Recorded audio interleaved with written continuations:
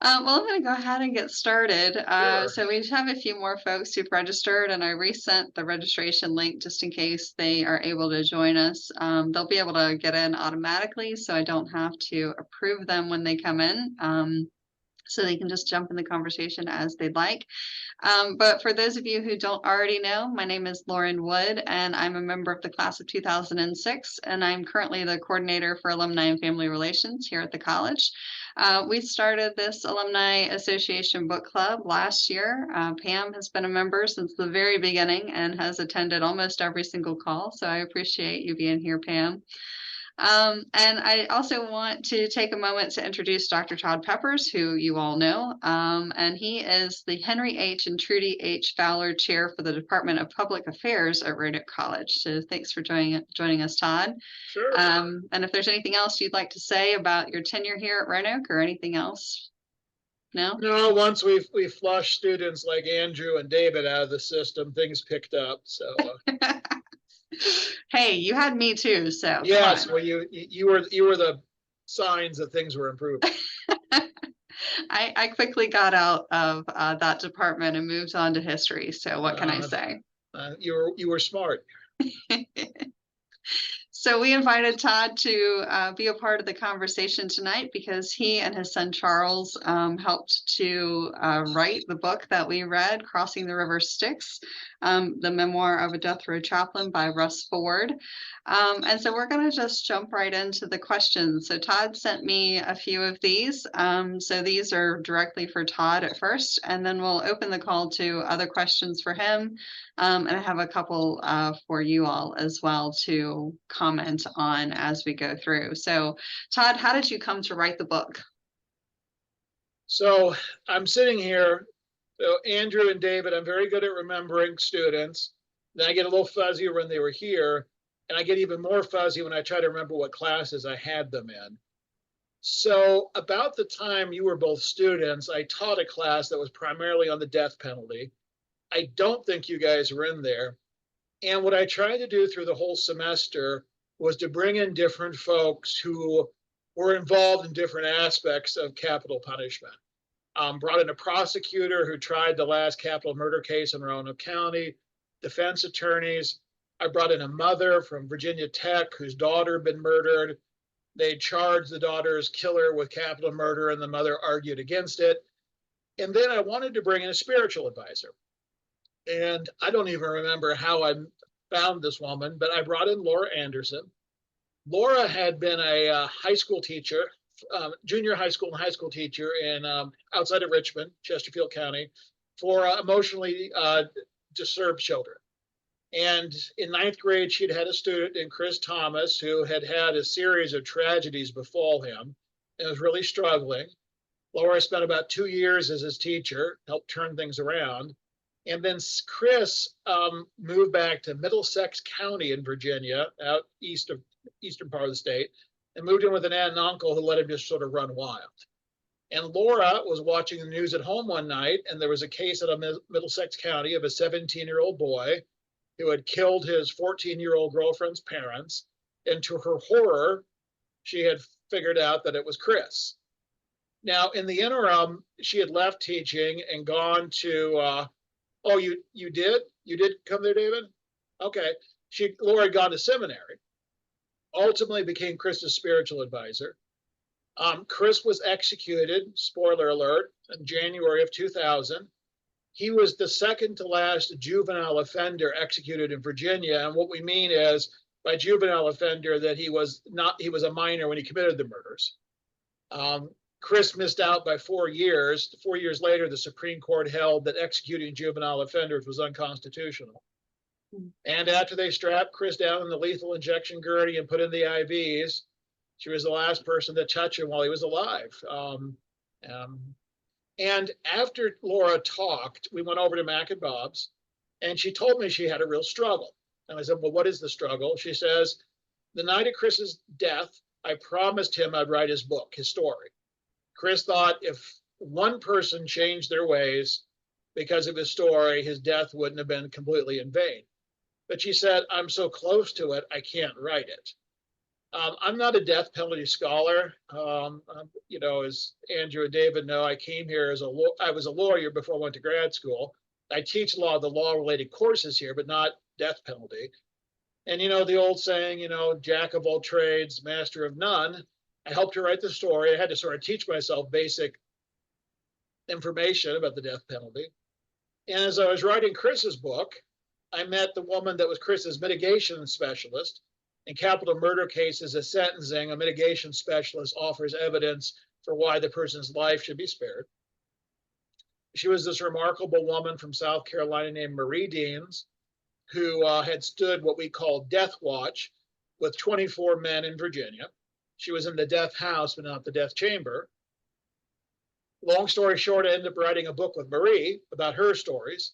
And in working on her book, I met Russ Ford, who from 1983 to 1997 was in the death chamber. So not the death house is where they house them. The death chamber is where the electric chair or the gurney is. He was in the death chamber with 28 men. And close enough that in one instance, he almost died during an execution gone awry. What made Russ's story unique is, Andrew and David, you're too young to remember this. There was the old Virginia State Penitentiary, which was this massive state pen in downtown Richmond. Russ not only was chaplain of death row, he was the chaplain for the entire Virginia State Pen. So he had experiences just not with the men of the row, but sort of men in the most notorious, violent, decrepit prison in Virginia. And what drew me to Russ Ford's story, to Marie Dean's story, to Laura Anderson's story, is one, these are sort of the unsung heroes, right? They're not doing this for money or glory or fame or the spotlight. I think it's really important to tell the stories of these folks who are oftentimes volunteers. And also, I call these people collateral damage of the death penalty. So my friend Marie, who was a death penalty activist, never made more than $13,000 a year in her life.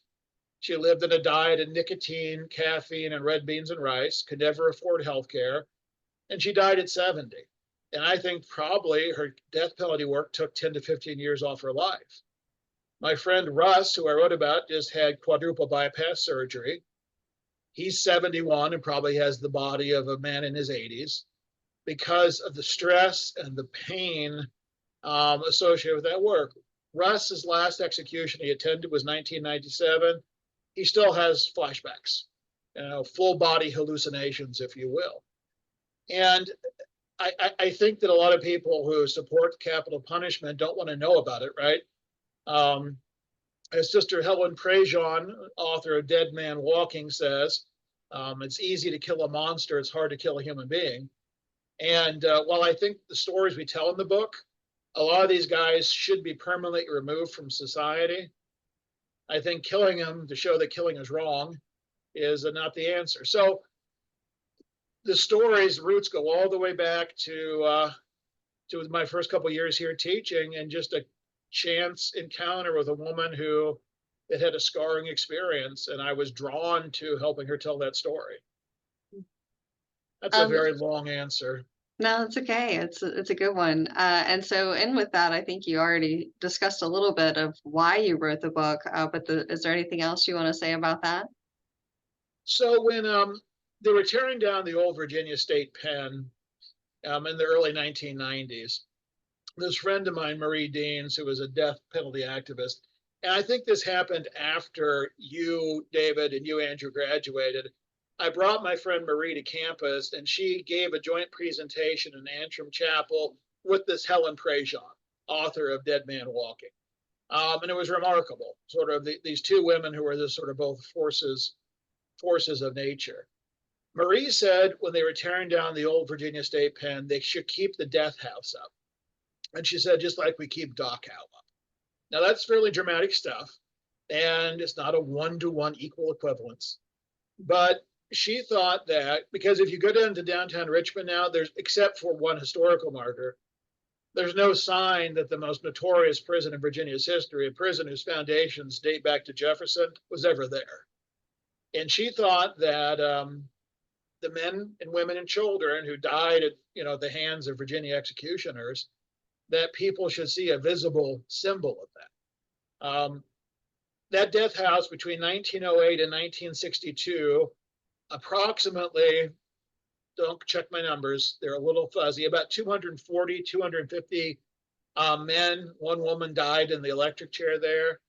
The vast majority were Black, and many of the Black defendants executed, it was not murder that they were being convicted and executed for. It was rape or attempted rape.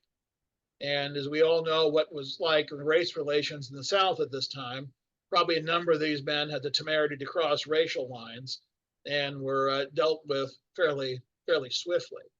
The Virginia State, the electric chair was built by inmates, built in 1908 by an oak chair by inmates. And the electric chair and the lethal injection gurney were donated 2 years ago to the Virginia Museum of History and Culture, or Culture and History. I mix it up. And they won't display it.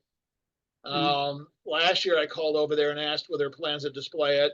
And you could sort of feel the color draining from the director's face who I was talking to. And they talked about it being macabre and sensationalist, etc. Now, when I've reached out to them again, they said, well, we plan exhibits 5 years out. And we just don't have it planned for the next 5 years. They have a Julia Child exhibit right now. And Julia Child's a wonderful figure, but I don't know what she has to do with Virginia history. But we hide these things away. Not only the executions themselves, but when the state pen was in downtown Richmond and the death house was still there, you would have these huge protests in downtown Richmond the nights of executions. But then we moved the death house to the North Carolina border, the Greensville Correction Center. And that's so far out of the way that, protesters can't get down there, etc. So Marie wanted the death house to stand. She wanted some tangible reminder when you're driving around Richmond that this is where the machinery of death operated. And of course, that wasn't going to happen. But it's too easy to just sort of, ignore it. I'm going to mute. Anessa, I'm going to mute you just so that. So Anessa is from the class of 95 and has also joined a couple book clubs before. Nice to see you, Anessa. We just got started, so you didn't miss too much. So Hello, Todd, talk a little bit more about the central message of the book. I mean, obviously this is about Russ's experience on death row and his ministry, or maybe sometimes lack thereof in some cases, to these men, and the people that helped him, through these trials that he went through. But what to you is the central message of the book? That's a good question. I don't know. It's so Virginia is unique. Virginia is the only state in the country where you cannot use state funds to pay hire chaplains. It's in the Virginia Constitution. So any chaplain who goes into a Virginia prison is either a volunteer or they work for an organization in Virginia. And David, you have to help me out because it's no longer called Chaplain Services. They changed the name. Do you know what the name of it now, David? Grace Inside. Okay, I think that's it. Yeah. Yeah. And when they first created that organization in the 80s, they received a large chunk of money from churches in Virginia. Over time, that faded, and now that organization gets money support from commissary accounts in prisons. We overcharge inmates for their Doritos, and then we get a cut of that, and then we hire chaplains. Because of that unique experience, because of that unique relationship, I think from the very beginning, Russ was different than chaplains in other states because Russ was not a state employee. Russ was not directly under the thumb of the Department of Corrections, which gave Russ and other chaplains who have gone into Virginia prisons freedom that they may not otherwise have. But that freedom, you could argue, was a double-edged sword because they got to know the men a lot better. And that means the loss of these guys, the emotional intensity of that experience is much more significant. Virginia has the shortest period of time between sentence and execution, 6 years. In some states, it's decades. I mean, California has over 700 people under death row. And Your prosecutors convict people of capital murder, which is really expensive, and then your governors don't have the political will to do it. And so people are literally dying of old age in California prisons. Some states, you really don't have access to a chaplain. I mean, you could get a volunteer to come in, but one doesn't have to be provided until right before your execution. So Russ got to know these men for years and years and years. And Russ's role varied with the men. For some of the men, he was more of what you call a traditional spiritual advisor. Russ said he was not going to be a Bible thumper, that if the men wanted to hear the message of the good news, if you will, Russ was there to provide it. If the men wanted to talk about Monday Night Football, Russ was there to provide that. Russ sort of became quickly versed in all sorts of religious practices and traditions. Eastern philosophy was very big on the row. And so what Russ tried to do is educate himself and be whatever the men needed him to be. Crossing the River Styx, the title Russ came up with. Russ views himself, at least in terms of the readers of the book, as Virgil, the guide that Dante created to take us through the circles of hell. But, there were certain places that even Virgil couldn't go, and you couldn't cross the River Styx. That only the dead could make the trip over to the other side.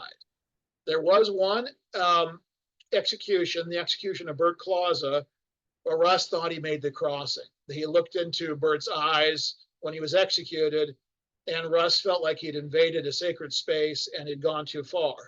And that's where the title of the book came from, is that Russ, there was emotional consequences of that. That execution was one of Russ's worst, that case, because Bert Clausa had raped and brutally murdered a young girl. And the young girl who was killed was about the same age as one of Russ's kids. And working with Bert Clausa caused Russ to have a significant spiritual crisis. So the message of the book, first and foremost, is I want to take you to the circles of hell because you are citizens. Some of you support these policies, but prisons are so closed off that none of us can go in and see, reap what we sowed, so to speak. Anthony Kennedy, who's a fairly conservative justice, or was, once said that all American citizens have an obligation to go into prisons, that, to see sort of what our policies are all about. Virginia makes it extraordinarily difficult to get into prisons. They don't want us to see what goes on in those prisons. Months and months of background checks before you could visit. That I've been in to visit some inmates in prison. Because I'm an attorney and I can flash the attorney card, I can circumvent some things. So part of this is a tour showing you the circles of hell, introducing you to these men. One thing that we were very conscious about was we did not want to whitewash the crimes. So we tried to provide as much information about the victims and the crimes, because some of these men are mentally ill. Some of these men are mentally handicapped. Some of these men are just bad people who did horrible things. And we wanted the victims to have, be present as well. What's interesting is sometimes in my criminology class, we talk about how the victims are forgotten. And there's one really interesting, tangible example of that, and that's the photographs. We tried for over 2 years to get pictures of every single victim. Started with newspaper archives. Much easier to find pictures of the killers than the victims. Then my oldest child, who co-wrote the book with us, started going to obituaries, finding the names of living descendants, using various websites to find contact information. And I literally called family members. And the reaction spanned from fury to disbelief to actually turning out to be sort of a profound reconciliation. The introduction of the book talks about the execution of Ricky Boggs. This is the execution where Russ himself was almost executed. Ricky killed an elderly woman, a grandmother he had known his entire life. And I reached out to her granddaughter, and at first she was confused and then angry. But at one point she said, one of the things that upset me the most is I saw Russ, you the chaplain, working with Ricky, but you never approached our family. Why was that? And she and Russ ended up having a 2-hour conversation on the phone. and having this really unanticipated reconciliation that, I hate, the word healing is overused, but it was really a profound experience. So we want you to know the victims as well.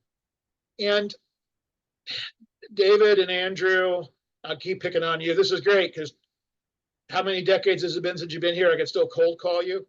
Did either of you take like a criminology or a juvenile delinquency class at Roanoke College? Okay. So in those classes, you learn about what conditions predict bad behavior, criminal behavior.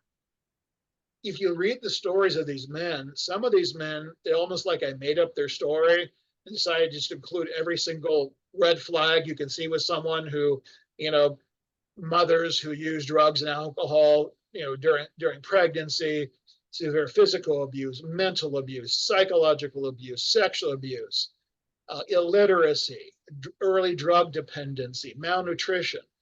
And you read some of these stories, and it's like the guys, the rails were greased before they even came to this world of where they were going to end up. I guess another message, and this is from Helen Prejean as well. I'll give her credit. Sounds like a bumper sticker. Why do we kill? To show that killing is wrong, which I guess is both simple and pretty profound. We wanted these stories to get you to think, okay, what was gained here? All right.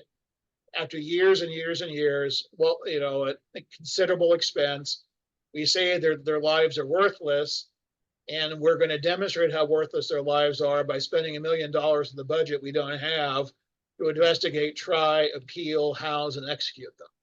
The studies have shown, so let's just take Andrew and David. They both commit a brutal murder.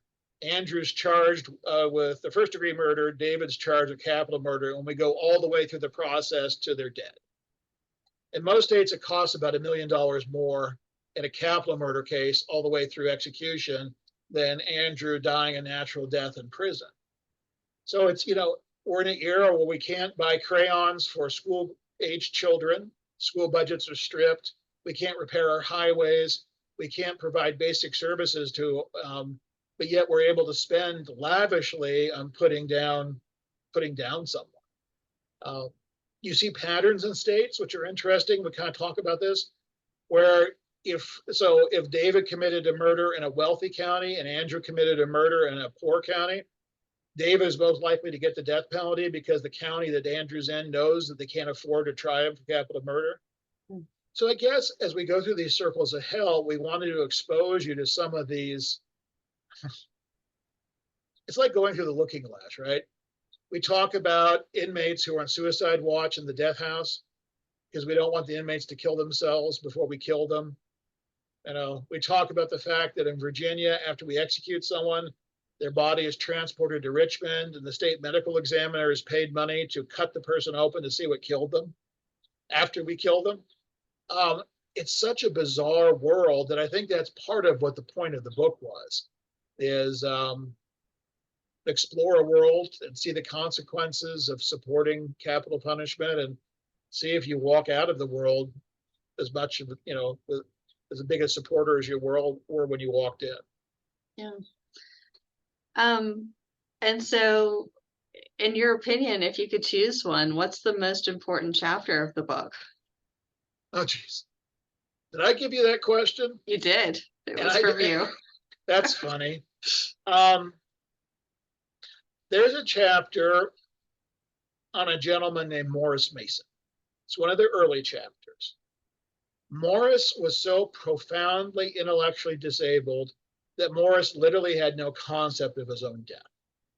The Supreme Court has held you cannot execute someone if they're incompetent. If they were incompetent at the time of the murders, if they were incompetent, couldn't assist in their own defense, but also if they're so incompetent, they don't understand why they're being punished. Morris committed a series of terrible, violent sexual assaults and murders. Morris had been a member of the Army and had gone to seek help 3 times and got turned away. He was both a paranoid schizophrenic and probably his IQ was at least in the mid-60s.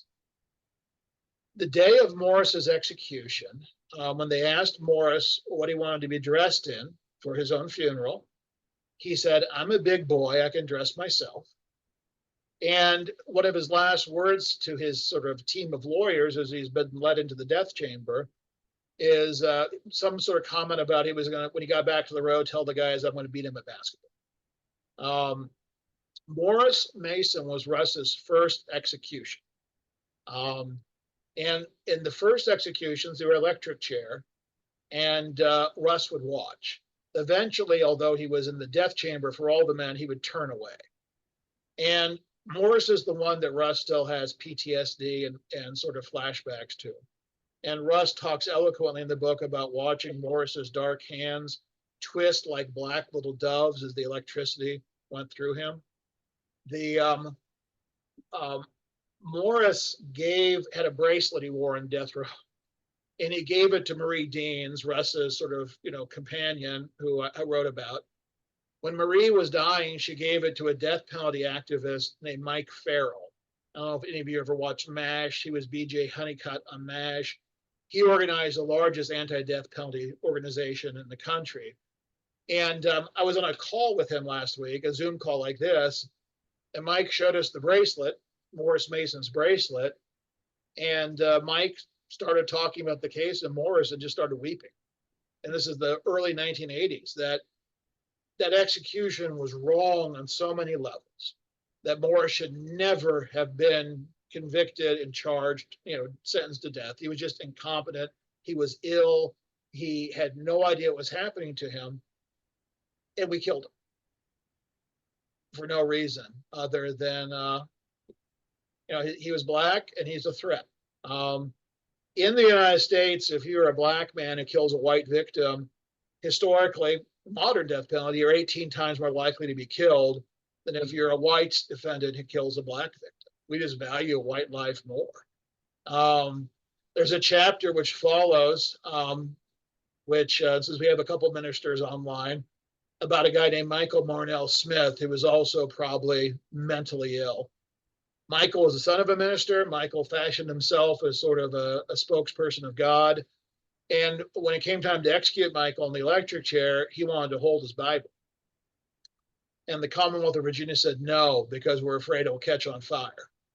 So we don't care if the men catch on fire, and some of them do, but you can't have the Bible catch on fire because that's a bridge too far. But I think the Morris Mason chapter, where, to me, is maybe the most impactful. There's a chapter on a guy named Henry Tucker, who's not a death row inmate, who the level of medical care he received at the Virginia State Pen is breathtakingly wrong, evil. And I think some of the lessons in the book, we still have the same problems.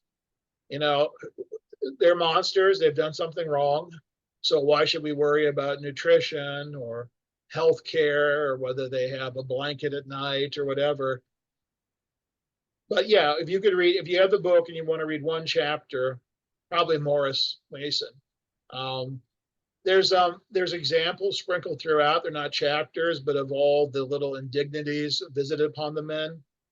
There's a brief story about a guy named Greg Beaver. He was one of the last executions Russ attended. Greg had gotten married when he was on death row. And right before his execution, he looked down at his hand. He said, "Oh no, I still have my wedding ring on. I don't want to die with this on." And he passes it through the bars to Russ. And the head of the Virginia Department of Corrections was there. And he said, "Oh, no, you put that back on. We're not running a boys' camp. It's too late for that." And so Greg died with his wedding ring on because the Department of Corrections, wouldn't let him pass it through. So it's, sometimes, my students say, well, these guys did horrible things wrong. Why can't we kill them? And I say, well, many of these guys did it in the heat of the moment, they're intoxicated, mentally ill, under duress. We do it completely in sort of a cold-blooded way. We plan it carefully. And it's pretty damn cold-blooded to tell a man you're dying with your wedding ring on. Why are we, my friend Marie called that another turn of the screw. We talk about some other sort of remarkable people in the book. If I could go back in time, there's one woman I wish I could meet. She was Russ's mentor. Her name was Marge Bailey. She was the first woman in Virginia, and I think the third woman in America to be ordained in the Southern Baptist Church. And she was the head chaplain at the Virginia State Penn in the late 70s or early 80s. And she was never married, had no family left. And this is sort of problems for historians. When she died, there was no one to take her diaries, her notebooks of information, her photographs. No one was there to memorialize her memories. And she was a pretty gutsy dame, as they would say in the 1920s. She would march through the courtyard of main yard of the Virginia State Penitentiary by herself with no guards.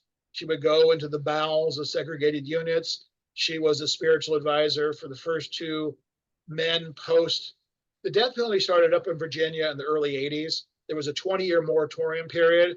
So when we talk about the death penalty, we sort of look at 1977 when the Supreme Court lifted the moratorium as the beginning of the modern death penalty.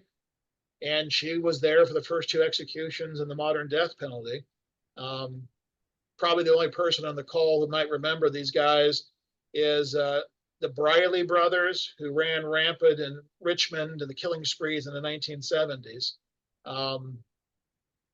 So that's a long way of saying the Morris Mason chapter is probably, to me, it embodies everything is wrong with these cases. Yeah. So you talked already about, why the lessons of the book are still important. So I'm going to skip over that one for just a minute, and I'm going to ask a question that actually came from Pam. So why not try to write the book earlier? Why did Russ wait? Or, in some instances, why did you wait to try to tell some of these stories? For Russ, it's PTSD. Russ has a very difficult time sitting down and even writing about this stuff. And Russ and I sort of had a code when we first started working on this project where Russ would say, "You're blowing on the embers too hard." And that means we were going to take a break for a couple of weeks. Because, anyone who, my friend Marie, who I wrote the other book about, same thing, PTSD. Marie lived in an apartment complex with a really old air conditioner. It was sitting on a concrete block. And whenever the air conditioner kicked on, it kicked on with a whir and a thump.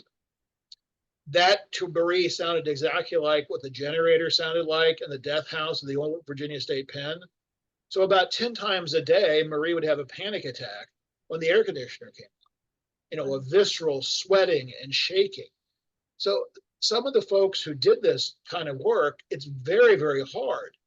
And here's the problem is, so if you think the death penalty roared back to life in the late 70s, and the people, the attorneys and the ministers, et cetera, who were involved in defending and working with the men were at that point were in their 30s. They're now in their 70s and 80s and they're dying. That generation that stood on the barricades and fought we're losing them. And their stories are so critical to tell, but it's also very difficult for them to tell their own stories. So I was on the Zoom call last week. I was on with Mike Farrell. The Zoom call was for a book that just came out by a guy named Joe Engel. Joe Engel has been off and on the spiritual advisor on Tennessee's death row for 40 years. He's in his late 70s as well.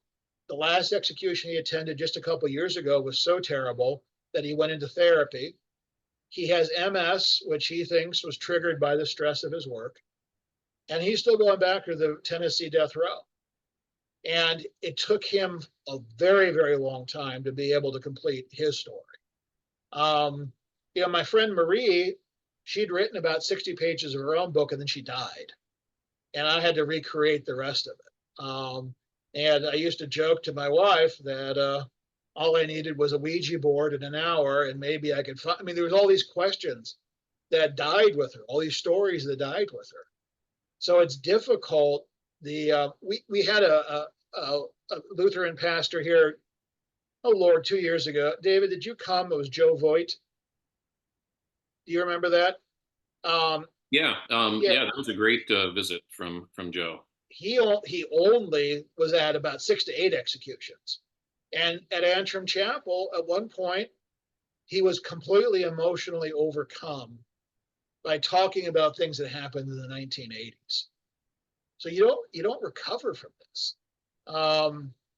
And so that's, Pam, why it takes so long, I think, is because I used to feel guilty because I thought I was hurting my friend Russ by trying to get this book written. And you both have a sense of urgency, which you've got to memorialize this before it's lost. But then you say to yourself, but at what cost if this is hurting him? These stories are also difficult to tell because the eyewitnesses have been executed. The single most valuable resource I've had for all my death penalty work is a guy named Joe Giarratano, who came within less than 24 hours of being executed for a crime which most of us believe there's no way he committed. His sentence was commuted from death to life because of significant concerns about factual innocence. That was 1991. Joe was not paroled until 2017. When his sentence was reduced, the governor at the time was a Governor Wilder, and he ordered his attorney general, a woman named Mary Sue Terry, to give Joe a new trial because the governor was convinced he was probably innocent. And Mary Sue Terry, the attorney general for Virginia, was getting ready to run to be governor, and she wanted to appear tough on crime, so she refused to give Joe a new trial. Joe is the collateral damage. So Joe lives here in Roanoke. He's 66. He lost a leg while in prison during a hunger strike. We can't find Joe steady employment. We can't find him steady housing. Joe is still suffering from PTSD. And, he's the collateral damage. There's another gentleman we talk about in the book who probably lost he was already in prison for first-degree murder, but he could have been paroled in 1996. And then he was falsely convicted of capital murder. And the governor said, I'll make you a deal. I won't put you to death, but you have to give up your right to parole. And he did it to save his own life. But he should have been paroled 30 years ago, and he was 20 years ago, and he was falsely convicted. So the sins of our malfunctioning death penalty are still being felt by a lot of people. I don't know, Andrew or David, if you remember in class, I used to talk about the 21-day rule. So let's say Andrew is charged and convicted of capital murder. Sorry, Andrew. 22 days after you're convicted, David steps forward and says, I have a videotape which shows that Andrew didn't do it. In Virginia, that's inadmissible. The idea is that if we allow people to dilly-dally and not look for exculpatory evidence, that we'll never have finality of justice. So in Virginia, the only person who could take that videotape into consideration is the governor. There's a clemency petition. Now, we've carved out an exception for DNA. That's one of the reasons why these executions had happened so fast in Virginia. And the same Mary Sue Terry, one time before the Virginia Supreme Court, said in a case involving new evidence that evidence of innocence is irrelevant in Virginia after 21 days. So, that's not good. No, no, for sure. And it's hard to defend a system like that. Yeah. And so the next couple questions I'm going to open up for the rest of you who are on the call. For me, reading this book was difficult. It was not fun what every author wants to hear. No, sorry. No, it is difficult. It's not a beach read, Yeah, but I appreciated that you shared as many details that you did, because it did bring it really to life for me in ways that I didn't expect. So for the rest of you, was there a specific chapter or story that you read in the book that stuck with you the most? And it's okay if you haven't read it. I know this is the most terrifying moment of these conversations when it's like when you ask your students, do you have any questions? And they stare at you like you're a slightly interesting insect. Yeah. Anybody want to go first? Pam? Well, one of my questions was, did you have to go through any legal procedure to be able to publish the pictures and the stories of these people? Did you have to have permission from their families? I love photographs, and the most expensive part of these books aren't the photographs from the families. They're photographs from the professional photographers. I published a book a couple years ago, and I talked about the first woman to be a law clerk at the Supreme Court. Her name was Lucille Lohman, 1944. And I found a picture of her, and it was held by a professional photography organization called Getty Images. And I had to pay $500 for the image, a picture that probably no one had thought of in 75 years. What really helped was the Richmond Times-Dispatch did not dump their photo morgue or their photo archives. They sold it all to a parent company, which owns the Omaha World Herald as well, my hometown newspaper. And I was able to work to get those images. But what's really hard about these pictures is all these newspapers that existed 30 years ago, like the Virginian Pilot was an important newspaper 30 years ago. As they're bought up and gobbled up and they cut staff, a lot of these newspapers dump their photo archives in a landfill. And again, I talked about feeling like history is like sand going through your hand and you can't save it fast enough. You have to get permission either from the families or professionally license them. But there was a photo I used in a previous book that was from the Washington Post, and I loved the image. And it took me 6 months, and I finally found an intern at the Washington Post that would go down to their archives and look for the original image, because the Washington Post no longer had the staff that could handle photo requests. So the photographs, I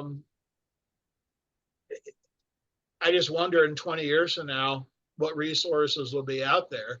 And how expensive. I mean, a lot of the images, in every book I've published, I, the author, or my co-authors, we have to pay for all the images.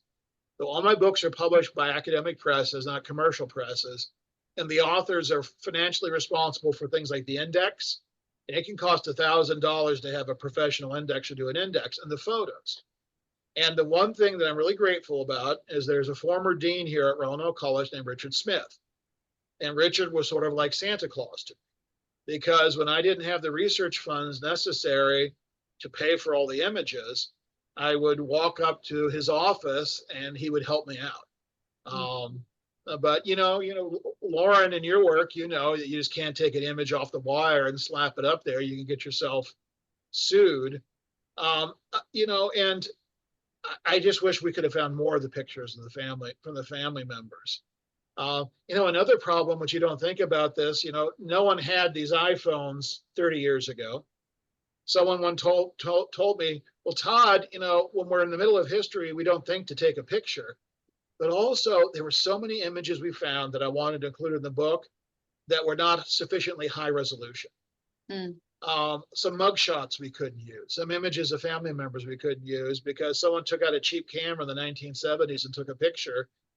And then you get all excited until a graphic design artist. We had a big fight over the cover of the book. The authors can give input onto cover design, but we can't veto things. And the first cover art was a tear going down someone's face, but it was such a close-up that all you saw was skin and a shape. And I thought it looked like a footprint on a beach. And the image we found, I liked it with the cell door open, the sunshine coming through, because it sort of implied a journey. And we found that image at the last second, and I threw a temper tantrum and finally got it, to be able to use it. I think it cost us $75. And all my contracts for the books, I have in there that I get at least 15 photographs, because I think a picture may not be worth 1,000 words, but it's worth a couple hundred, right? Whether it's the pictures of the men, etc. But yeah, I'm working on a project right now, and luckily it's in an archive at William & Mary. It has 4,000 photographs about the subject matter. So I'm in a hog heaven there. Well, I think one of the original question that Lauren asked was about the chapter that touched you. Mhm. And I was I was very upset about all the ones that involved anyone who had an IQ of 60 or whatever, that really wasn't aware that what they were doing was wrong. Yeah.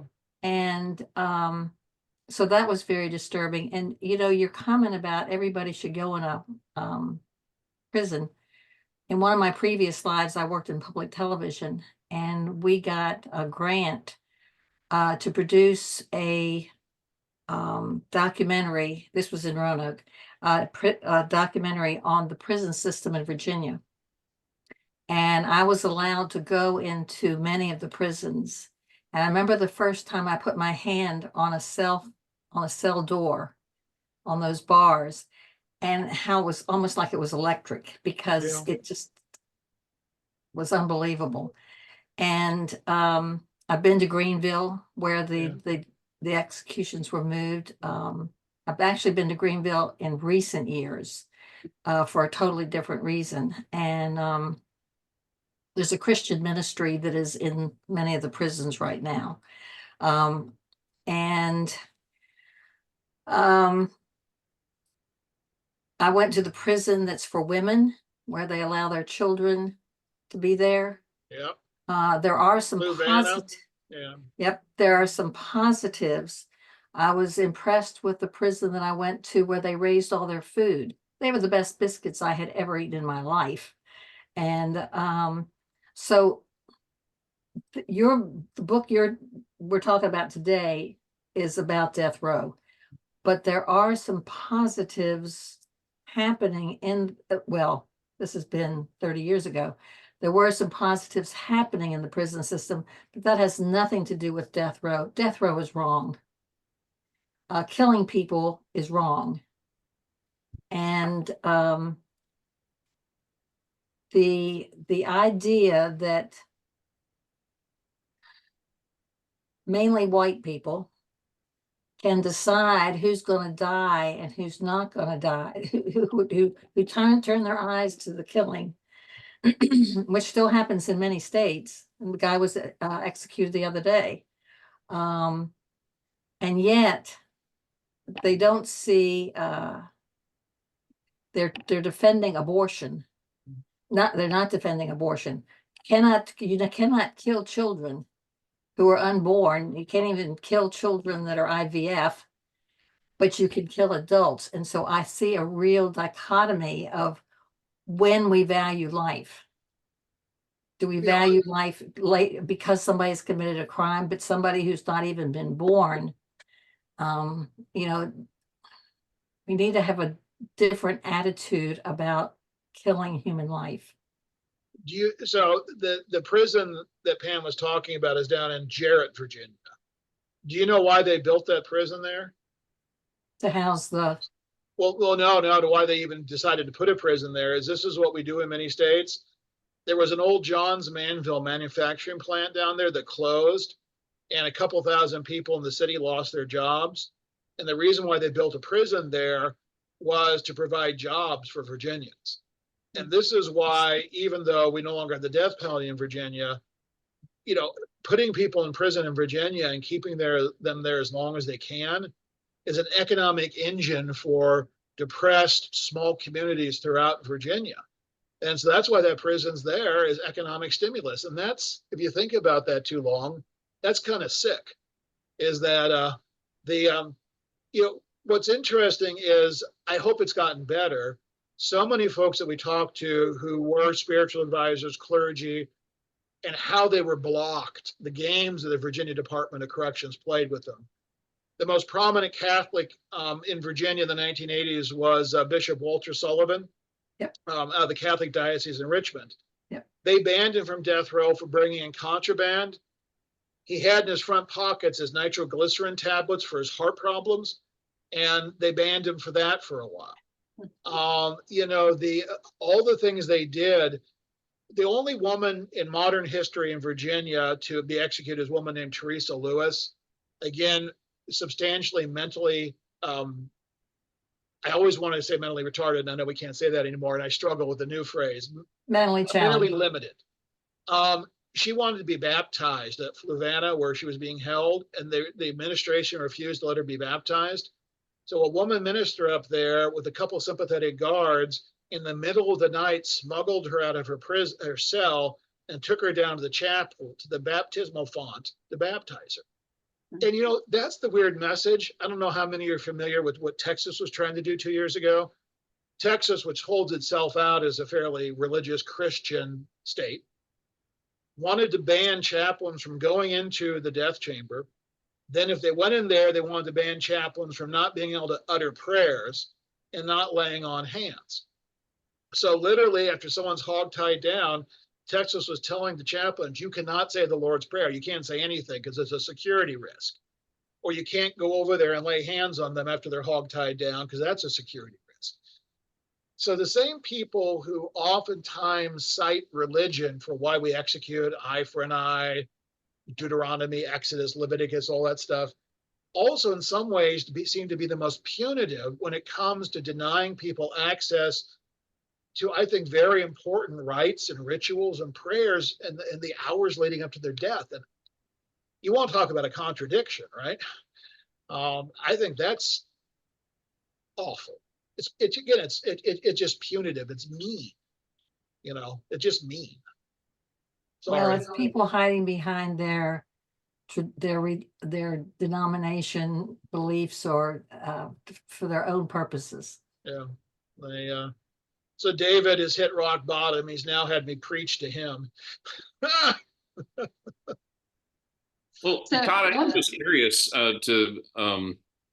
maybe you've said everything there is to say on this, but your experience with both sides of the religious impulse and how it can be destructive and mean-spirited and hurtful, but also, I mean, Russ is here because he's a Christian, and so is Marie and Joe, you know, vote. And so you've kind of, as from your perspective, you've seen both sides of that. And again, maybe you've already said everything there is to say about it, but well, you know, more if there is more to say. As David knows, I don't hold, you know, traditional religious beliefs. So let's leave it at that, right? You know, but some of the people I admire the most are these people of faith who go into what Russ calls the vortex of hell. It's like Christ hung out with the lepers and the prostitutes and the poor and the ill. And they go in here, they go in and they do the type of work that no one else wants to do, right? At great personal sacrifice.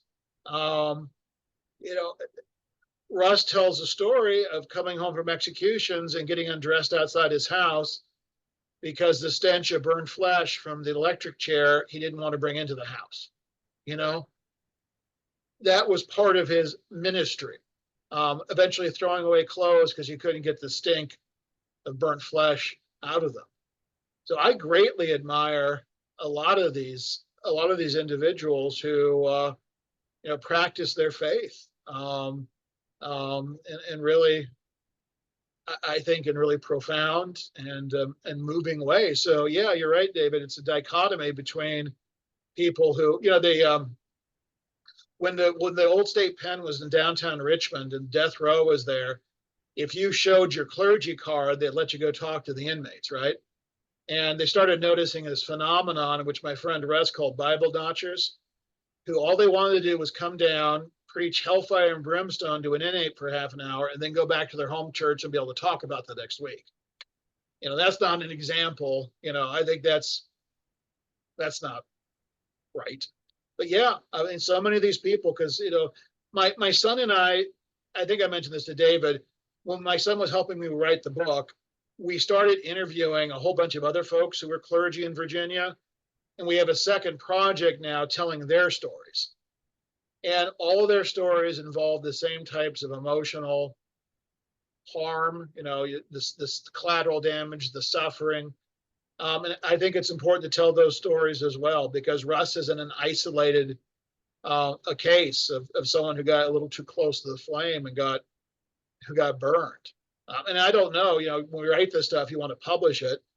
You know, I don't know whether, you know, there are journals out there for, I mean, I'm sure you get them, Pam. are there folks out there who are affiliated with religious organizations who do prison ministry who might want to read these stories?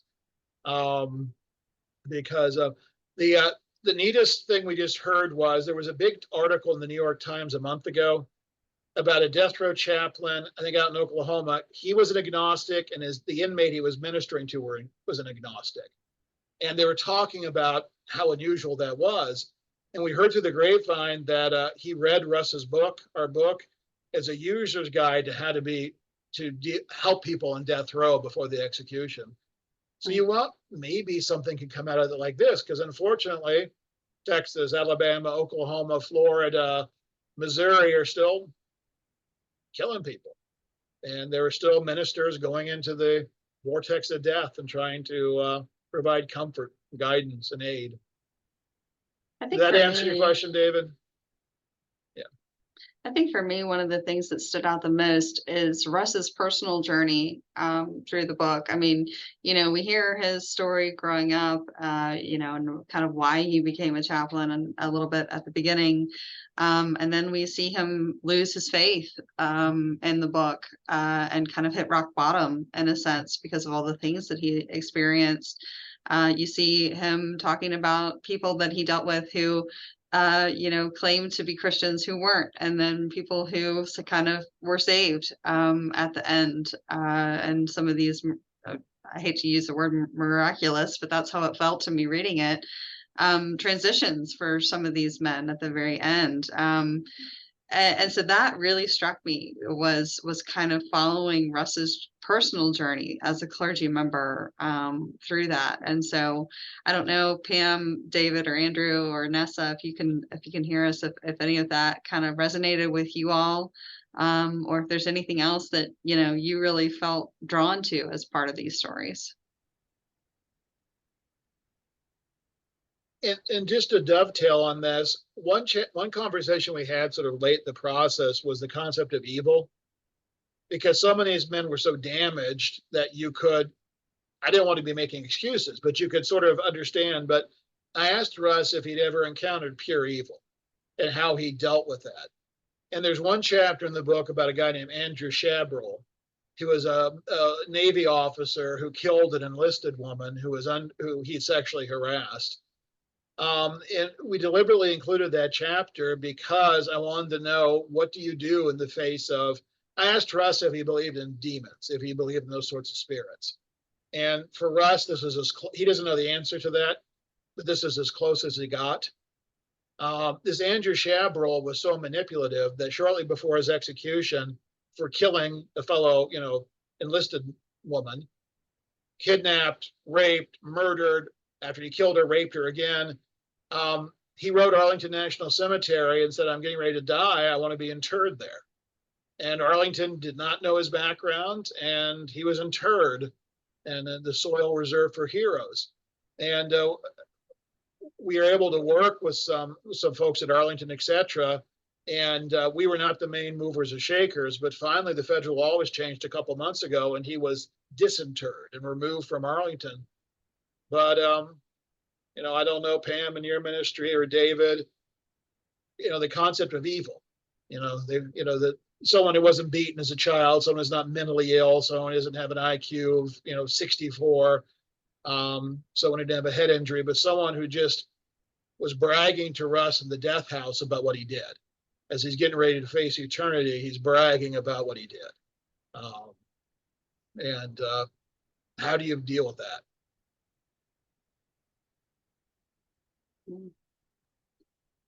Well, evil exists. Yeah. So Todd, you teased us a little bit, so now you have to tell us what you're working on next. I am writing Andrew's biography. Have we come up with a title yet, Andrew? So I'm tilting at windmills. I'm undertaking a project that may kill me. Warren Burger was a Chief Justice of the Supreme Court from 1969 to 1986. After he stepped down, he became Chancellor of William and Mary, which is a ceremonial position, and sort of fell in love with William and Mary. And upon his death in 1996, his family donated his personal papers. 1,400 linear square feet of documents. That's about 3 million documents, 4,000 photographs, 400 audiovisual. And they donated them, and they said that the papers cannot be opened to the public until 10 years after the death of the last justice he served with. And that last justice was Sandra Day O'Connor. So the papers are going to be open to the public in December of 2033. But the family has appointed myself and another former clerk to be the official biographers. And we have approximately 8 years, which I know seems like a long time, to write the biography, but it's massive. I've been in a lot of personal papers. I've taken Roanoke college students, the Library of Congress to go through personal papers, Harvard, etc. I don't think I took Andrew or David because I probably couldn't trust you on a road trip. And so these papers are remarkably rich, but it's going to take years to write the biography. And now we have the clocks ticking with the papers being open to the public. And every time I go to the papers, I get more excited because things I find. And what I just found is after Berger retired in 1986, he got a little bored. So he started walking around with a dictaphone, dictating childhood memories, etc. And I've never read a judicial biography that has that sort of, the subject matter of the biography sort of talking to you from beyond the veil. And so the papers are rich, and there's an important story to tell. I'm on sabbatical right now, so about every 2 weeks I drive over to William and Mary and spend a couple days there, and 7 hours a day just scanning things and coming home and organizing them. But it's going to be an adventure, and I hope to get my Roanoke college students involved with it once I'm off sabbatical. So that will be the project where only one of us will emerge victorious, either the papers or me. But that's the current project. Yeah. Well, before I talk about our next book, I also want to share some news about myself. I have accepted a new position at Roanoke College. And as of Monday, I will be working with the Office of Student Success with the Dean, Thomas Rambo, and Associate Dean, Amy Perkins. So I am switching roles, which means that I'm not going to be in this position anymore as of Monday. I know, Pam, I'm so sorry. I'm still going to be involved in book club, though. Book club is my thing. So I did want to just let you all know about that. But we have scheduled our next book club conversation, and that is going to be on Tuesday, June 25th. At 6:30 p.m. Eastern. And Pam, I'm going to call on you one more time because I actually reached out to her to pick the next book. So Pam, tell us what you picked and why. I picked a book called The Ragged Company by Richard Wagamese. It is available on Amazon. It is reasonably priced. That was one of my things to discuss with Lauren. Richard Wagamese is an Ojibwe. He's a Canadian author. He has since been deceased, but Ragged Company is just have you read it yet, Lauren? No. It is about a group of homeless people, and they each have their own stories, just like everybody in the book that Todd talked about. And in the wintertime, in order to stay warm, they go to the movie theater. And they meet a man who has had a personal crisis, a journalist. And what evolves is just an amazing story. But Wagamese is such an incredible author, and the way he describes every scene, you feel like you're there. And a friend of mine lent me the book, then I bought the book, and my husband read it, and it's one of our book club books this year. I'm in a book club that we read 12 books a year, besides this book club. And I just can't imagine anybody that wouldn't enjoy this story, and just how each of them have such individual backgrounds. And you learn a lot about homelessness. They all chose to live on the street, and they each have, and people who live on the street have their street name.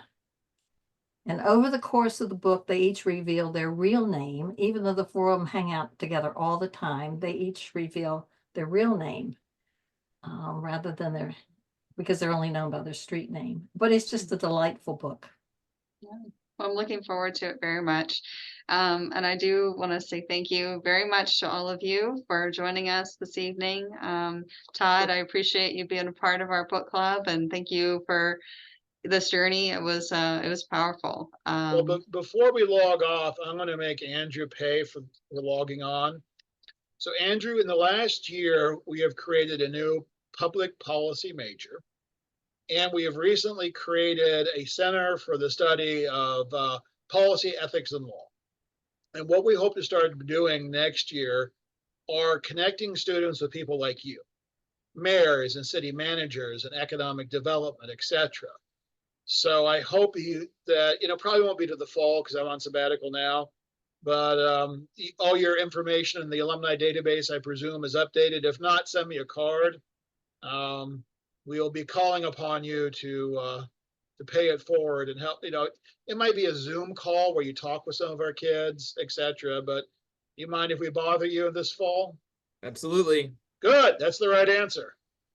Drebus has nothing to add to my professional career. I won't be calling upon him for anything, but I'm not sure I do either. But we'll no, give it that. so thank you guys for reading the book. And books are like your children. You never get tired of talking about them. So, and I'm going to go get dog food for my other fur babies, my dogs. We're out of dog food. So Yeah. I will see you later. I'd just like to say that I wish Lauren a lot of luck in your new job. Thank you. Many Thank you. blessings. Yeah, Many thank you. And I'll blessings. still be around. You'll still see me. So just going I right up hope the so. sidewalk. Good. Take care, everybody. All right. Thank you.